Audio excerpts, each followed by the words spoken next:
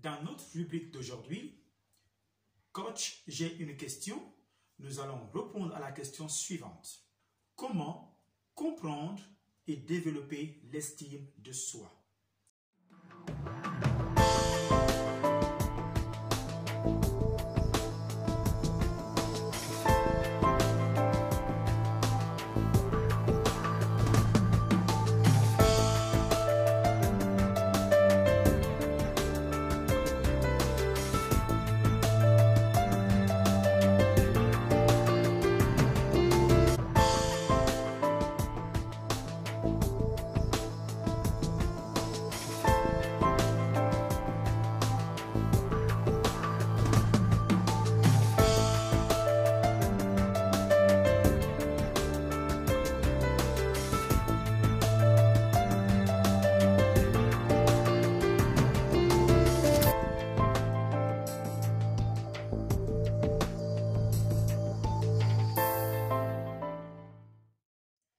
Bienvenue dans votre émission Écho du savoir à travers votre chaîne 7 sur 7 TV HD sur YouTube.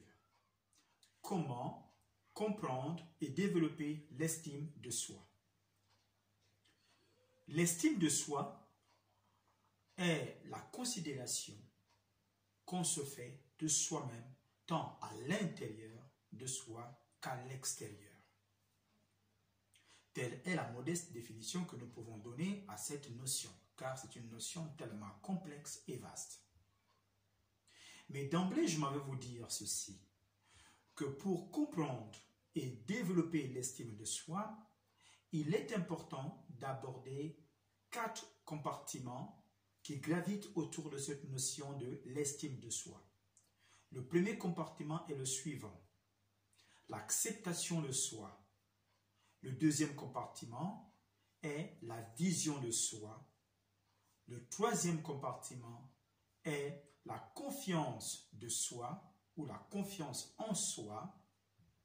Le quatrième compartiment est l'amour de soi. Pour revenir au premier compartiment, c'est-à-dire l'acceptation de soi, en effet, pour comprendre et développer la perception qu'on a de sa personne, il est important d'intégrer ses qualités et ses défauts dans sa personnalité. Je m'explique. C'est-à-dire que lorsque vous avez des qualités, par exemple, je m'avais en cité quelques-unes, vous savez discoursir avec les gens, vous savez évoquer avec dextérité des notions complexes, pour permettre à des personnes qui n'ont peut-être pas, entre guillemets, un niveau académique ou scolaire plus élevé que le vôtre, de comprendre ce que vous dites, c'est une qualité. Vous avez la capacité d'emmener quelqu'un à matérialiser une idée pour en faire une entreprise, par exemple, ou une association. Vous avez la capacité d'emmener une personne à prendre conscience de ce que l'est, c'est une qualité. Vous avez la capacité d'être un leader, de diriger au sein d'une entreprise, d'un service administratif, associatif, peu importe, c'est une qualité. Vous avez cette qualité ou bien cette compétence de bien élever vos enfants, d'en prendre soin et de pouvoir les emmener jusqu'à la réussite, afin que chacun choisisse son destin, c'est une qualité. Vous avez la capacité d'apporter du baume au cœur aux âmes qui sont vexées, blessées, meurtries, discriminées. C'est une qualité. N'oublions pas que ces qualités font partie de vous. De la même manière, les défauts aussi font partie de vous. Je m'en vais citer quelques défauts.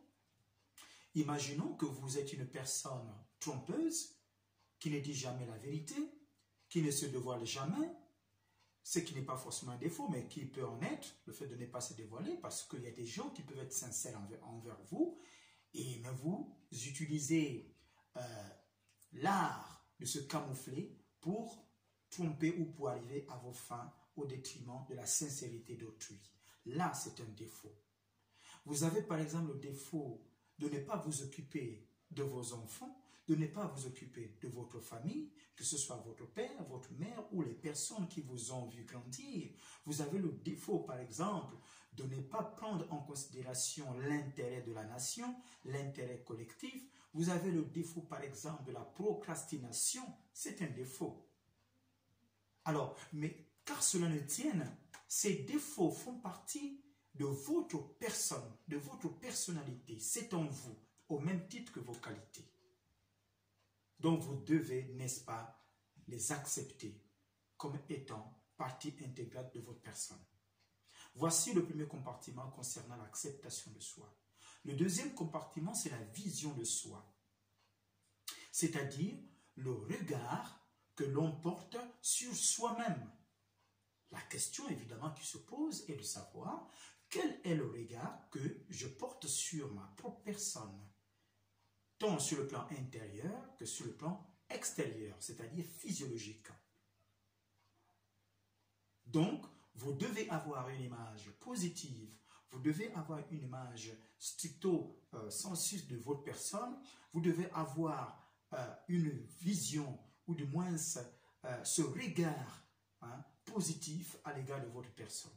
Même si la nature ne vous a pas gâté, que vous soyez une personne autrement définie par les autres comme quelqu'un peut-être qui ne serait pas rempli des adjectifs qualificatifs qui rentrent dans le jargon de la beauté, mais une chose est certaine, c'est que vous devez vous accepter tel que vous êtes, quelle que soit l'appréciation que les autres ont de vous, physiologiquement surtout, que vous soyez handicapé, que vous soyez estropié, que vous soyez manchot, que vous soyez je ne sais pas quoi, que vous soyez d'une intelligence peu développée, que vous soyez une personne qui souffre des troubles des troubles psychopathologiques ou bien d'une insuffisance intellectuelle où l'intellect n'est pas développé, peu importe, mais vous devez avoir une image strictement positive de vous, car la nature ne fait pas les choses au hasard.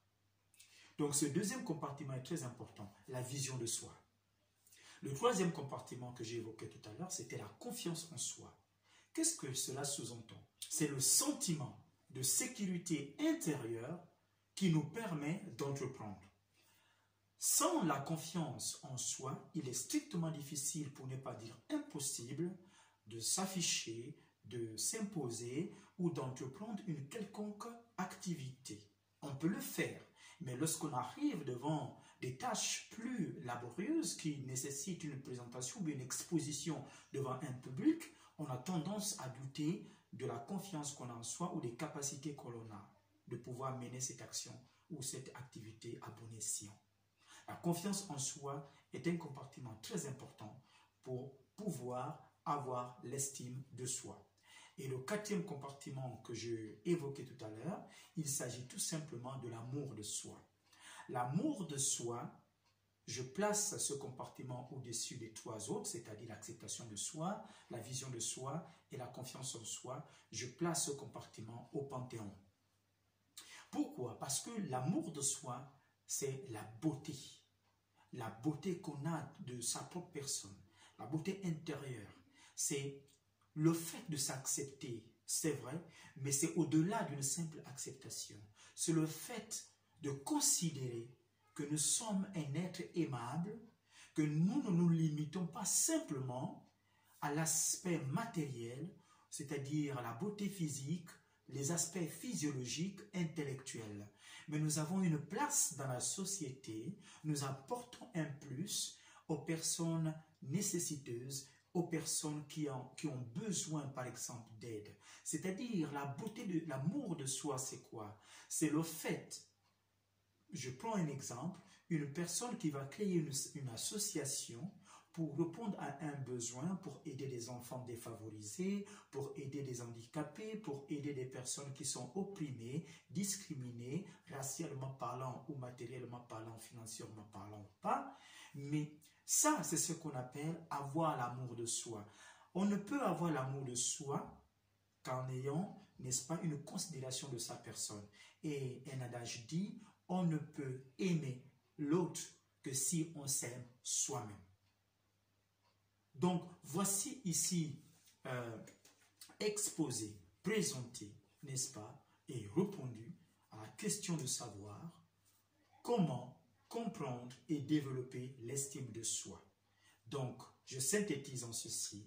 Il est important de comprendre les 4 compartiments qui gravitent autour de la notion de l'estime de soi, c'est-à-dire le premier compartiment, acceptation de soi, entre autres, intégrer ses qualités et ses défauts.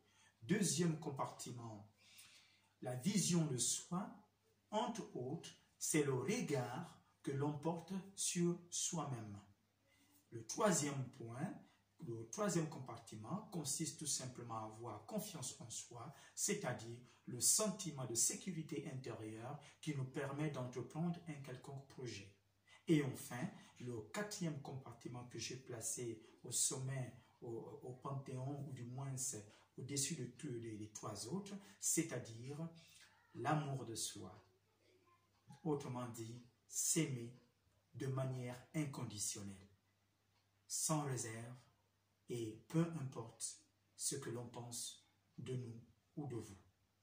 Voici exposé, n'est-ce pas? Voici répondu la question de savoir comment comprendre et développer l'estime de soi. J'espère que cette présentation vous aura plu. J'espère que cette présentation vous a apporté un plus, surtout du baume au cœur. Tel est mon souhait. Alors, je vous demanderai tout simplement de partager cette vidéo afin que d'autres personnes prennent connaissance de ce que nous faisons ici. Et surtout, de liker, d'appuyer sur la petite clochette qui s'affiche au bas de votre écran, afin que les prochaines vidéos puissent vous parvenir et que vous puissiez recevoir des notifications à chaque fois qu'il y a une vidéo qui est publiée par Siloé Coaching grâce à son émission Écho du savoir sur la chaîne YouTube 7/7 TV HD. Merci, c'est ici que s'arrête cette rubrique et je vous dis à très bientôt. N'oubliez pas, pour les personnes qui souhaitent avoir un coaching personnalisé, des conseils personnalisés ou une formation personnalisée via le cabinet Siloé Coaching, n'oubliez pas, le numéro de téléphone et les liens s'affichent tout en dessous. Appelez-nous, il n'y a pas de problème, nous sommes là pour vous, nous vous répondrons. Merci encore, je vous dis à très bientôt et surtout, restez chez vous.